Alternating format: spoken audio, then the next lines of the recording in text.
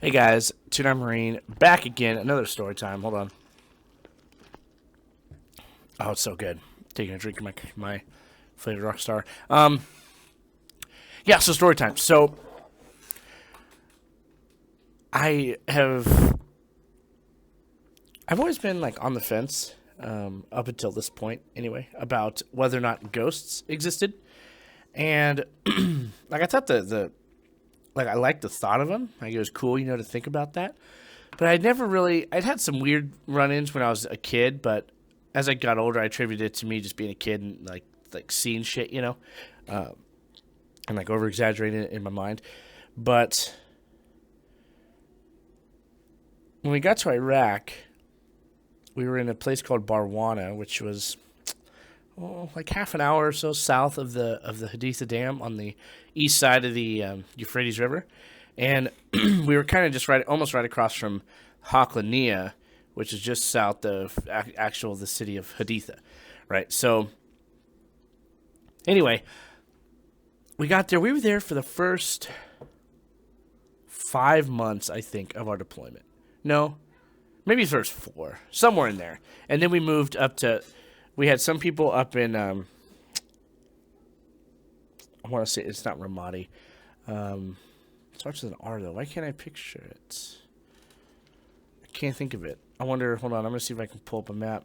It's gonna irritate me now. Iraq. Just Google the old Iraq. Webpage not available. Fuck you. No, let's just do a map. I'm like having some internet issues right now. What if I need to reboot? Which won't affect my recording, but I can't. I started getting really high pingage to this stuff, but we'll see. We'll see how it goes.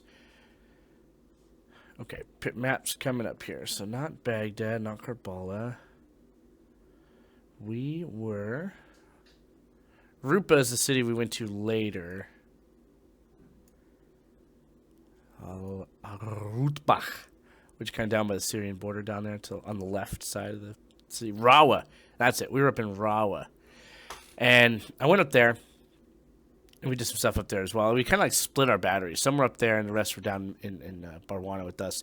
So in Barwana, we were just to the east of the city of Barwana, is where our cop was, and it was named Cop Ellis, after Sergeant Major Ellis, who was killed just before we got there by an IED, just off of our cop. I don't know what it was called before that, but he was killed like fuck. It was like not even half a mile from our cop. They were just out doing patrol, like you do, and the IED took out his truck. So they named it after him. But anyway, we were there, and we took over like the full security and cop stands for Combat Outpost. I just called it cop, and so we took over the full security. So we had 3 squads, right?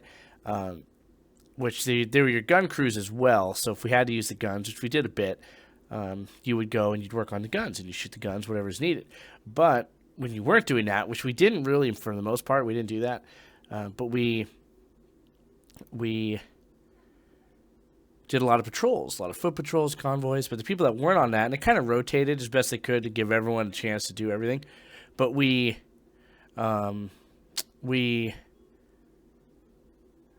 the word I'm thinking? I'm blanking here.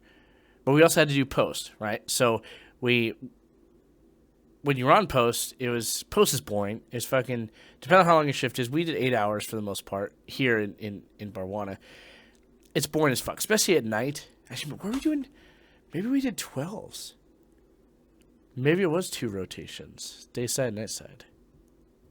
I don't remember. Either way, quite a few times I got stuck on the night side of it, which really wasn't like overly horrible. It's night side, but for the thing I hated was it was fucking so cold. God, it was cold when we were there. Because we got there in October and we left in May, and it started to warm up in May, but that's it. The rest of the time it was balls ass cold, like fucking freezing. It sucked, and the post itself, most of the posts were just fine. It's a post For anyone that's experienced it, you know exactly what I'm talking about. There's really nothing to describe about them. But there was one particular post, post 6, that was on it would have been the northwest most section of our combat outpost, right? And this one looked directly at the city. And unbeknownst to us, this post and this whole kind of section of the comp, there was nothing out there. This post was out way by itself. Like the other comps were kind of relatively close into everything, but this one was pushed out. Like they extended the Hescos way out, and then they had this post there. And there's probably a good 150 yards from you back to the inner berm, which got you through to like the hooches and stuff. And so you're literally out there all by yourself. And because we always did our post with one guy, and except the front gate post, we had 2. And so, sorry, I'm looking at this map and it's just bringing back memories. Anyway, so we, and so I only had to do post 6 twice. And both times I fucking hated every second of it. Because unbeknownst to us, this part of the thing had been built upon an old Iraqi graveyard. And I don't know if it was like soldiers that had been buried there. I don't know if it was just normal civilians, like that was their city graveyard. I have no idea. All I know is that it was built on a fucking graveyard. And the first thing I had ever experienced is I was out there by myself. It's like 2 in. I'm fucking walking back and forth inside this little post to try and stay warm. And I'm just hating my life. You can't have any lights on. You can't have, you can't be reading books, which guys did, but you're not supposed to. And you certainly can't have lights at night because it makes yourself a target for a sniper should there be one in the area. And so that was never a good idea. So you didn't have any lights. You had your MVGs, which didn't work if you looked towards the city because it was too fucking bright with all the lights on. And all of a sudden, we had the on this particular post, we had the Humvee glass, like the old blown up trucks that they took, and they would attach it into this. So you have a bit of like ballistic protection, right?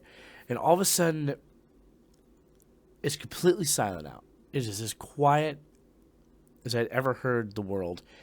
And all of a sudden, you just hear what sounds like a rock hitting the glass. Just like a. I don't know if you can hear that. But it's I don't know. Throw a fucking rocket and don't actually break anything, but throw a tiny little pebble and like bouncing off of some glass, right? Some thick glass. And that's what I heard. And I'm like, what the fuck? And I heard it on one side of the thing of the post, and then all of a sudden I hear it on the other side. Same thing, like a tink. And I'm like, motherfuckers. I'm thinking that I'm getting fucked with by some of the Marines. And so I put on the MVGs, because you can't wear those all the time because it starts to hurt your eyes if you wear it, if you use them for a long time, like straight. And so I put the MVGs on, and I scoop around, I look around the whole post, and I get down from the post, and I look around.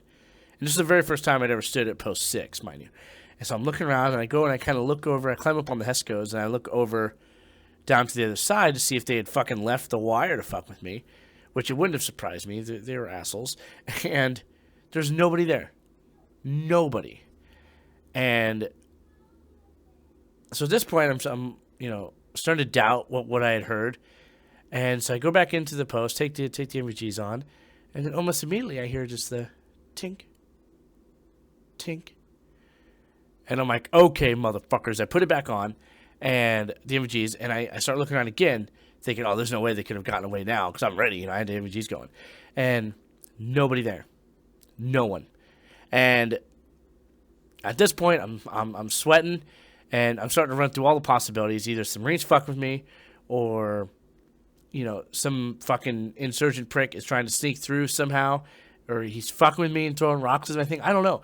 But the thing I was most afraid of was the fact that there was an insurgent, and his friends trying to get through, and I couldn't see them. That was the thing I was most afraid of. But I didn't understand what was going on. And I tried to call the COG, and he wasn't fucking answering. Like, the radio was just pure static. Like, I couldn't connect to anybody. And I'm like, oh, motherfucker. And I didn't want to yell. I didn't want to scream back, and hopefully have someone hear me, because I didn't want to give away my exact position if there was somebody sneaking across. When all of a sudden, I heard somebody speak like he was right into my ear, speaking in Arabic. Like, he was right there. But it was like was kind of like a feminine voice. It could have been a male voice, but it kind of came across as feminine. And I don't know what the fuck they said because I'm not that good at Arabic. But I heard it was like they were standing right next to me, like talking into my ear. Like I'm looking straight forward and they're talking into my ear.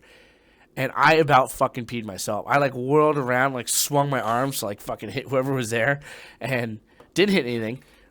And I'm fucking spinning around, freaking out. I'm like, what the fuck is this? And I didn't get off until 8 a.m., mind you. So I had another 6 hours of this shit. And it was wintertime, so the dawn wasn't until like 7:30.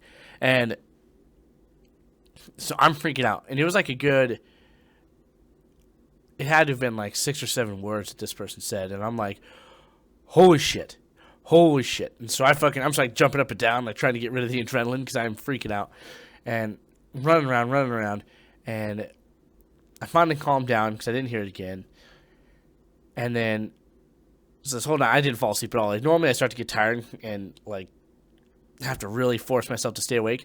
This night, not a problem. I fucking stayed awake. And so then at like 6 o'clock, or maybe our relief was at 6. Either way, it was right before my relief came. I heard the plinking again. And I'm like, fuck no. Fuck no. And I just start looking around. It's still dark, still can't see. When all of a sudden in my other ear now, I hear that same voice speaking some shit in fucking Arabic. And I yelled because it fucking caught me completely off guard and scared the shit out of me so badly. And luckily, I think right around this time is when my relief was walking up because he ran up and he's like, dude, what the fuck's going on? I'm like, dude, this place is fucking haunted. What the fuck? Fuck this. And he's like, dude, it's not fucking haunted. And I went back. I relieved him on post. I told him that outside the fucking ghost haunted me, there was nothing. It had been a quiet night. And I go back and I'm like freaked out, sitting in my hooch. And all of a sudden, one of the Marines that I knew came in and he's like, are you all right, dude? You look freaked out. And I'm like, dude, fucking Post 6 is haunted, man. Like, he's giving me shivers just thinking about it. I'm like, Post 6 is haunted. And he goes, oh, yeah. Yeah, and absolutely it is. Because he was on the night shift as well. And I'm like, did you guys hear me on the radio? I tried to get the COG. And he's like, huh? He's like, but that happens out there at 6. And I'm like, what do you mean? He's like, oh, dude. He's like, there's somebody out there that's haunting it. Like, he's like, did you hear, did it sound like somebody was throwing shit at you? And I was like, yeah. He goes, that's how it always starts. And he's like, I've never been able to find the little rocks or whatever's being used. He's like, but you hear that. He's like, and then all of a sudden that person's talking to you, like in your ear. And I'm like, dude, this is fucking terrible. And he goes, yeah. He's like, it is the worst. He's like, that's why he got 6, because nobody fucking wanted to do it. And you not knowing any better fucking fell for it. And I did do it one more time, like a month later, because I fucking avoided Post 6 like it was cool. And same shit. Talked to me a couple times in the night. I was fucking terrified. And like I was like more ready for it, obviously, but I don't know how to describe it. Like, I was completely afraid, but I was kind of curious at the same time, because all the guys that worked 6 had said that they dealt with that shit too. And they're like, I guarantee it's the ghost of somebody who was buried here, who is pissed off with the fact that we're here and that we're fucking sitting on their graves. And I'm like, yeah, I can understand that. It makes sense to me. And yeah, I don't know. It freaked me the fuck out. I didn't like it. Not in the slightest. But after that point, I fully believe in ghosts. And I believe in them to this day, because you don't just have somebody talking into your ear when there's nobody there, in a language that you can't fucking speak yourself. So yeah, it was weird. All right, guys, this video's been going on for almost 15 minutes. Comment, as always, like the video. And if you have any questions, hit me up on Facebook, that whole thing. But if you have any similar stories or, something like that happening to you, by all means, let me know. I love talking about it. I don't know. God, it was weird. It was so fucking weird. All right, guys, I appreciate you watching. I will see you in the next one. Semper Fi.